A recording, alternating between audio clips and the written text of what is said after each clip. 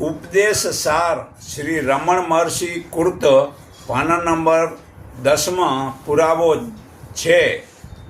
સ્થૂળ શરીરનો જન્મ કે મરણ ચાલુ જ રહે છે. શરીરનો જન્મદિવસ કેવો તે તો જડ વસ્તુ છે. અજ્ઞાની જાણતા નથી. તે મૂર્ખા કોનો જન્મ મરણ ઉજવે છે, તેમાં સમય બગાડે છે. આત્મા અમર છે, તે મરતો નથી, જન્મતો નથી, કપાતો નથી, ભીંજાતો નથી ને બળતો નથી. આ ગીતા અધ્યાય 2:23 પુરાવો છે. અને મનુષ્ય પોતે જ પરમાત્માનો આત્મા અંશ ચેતન છે. પછી તે મરતો નથી, તે તો અમર છે. ને જે સ્થૂળ જળ શરીરનું જન્મ મરણની વર્ષગાંઠ ઉજવી તે મૂર્ખાઈ કેવી કરો છો?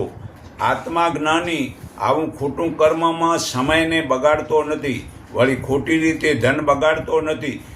તે બીજાને રોકે છે. અને જ્ઞાની જ્યાં હોય ત્યાં પરમાત્મામાં જ મન સ્થિર કરે છે. તે આત્માને પરમાત્મામાં આમ રસવસ આનંદ આમ લૂંટે છે. તે જ આનંદની મૂડી બનાવે છે. આંખે દેખાય છે તે જડ વસ્તુ માયા છે, છતાં પરમાત્મા માયાથી ઢંકાયેલા છે. તે સર્વને દેખાતા નથી. ગીતા અધ્યાય 7:25 પુરાવો છે. વળી જે ચોરી કરીને તે પોલીસના કપડાં પહેરીને ચોરને શોધવા જાય તો તેને ચોર મળે નહીં. તેમ અજ્ઞાની પોતે જ પંચભૂતના કપડાં પહેરી અને પરમાત્માને શોધવા જાય તો તેને ચોર મળે નહીં.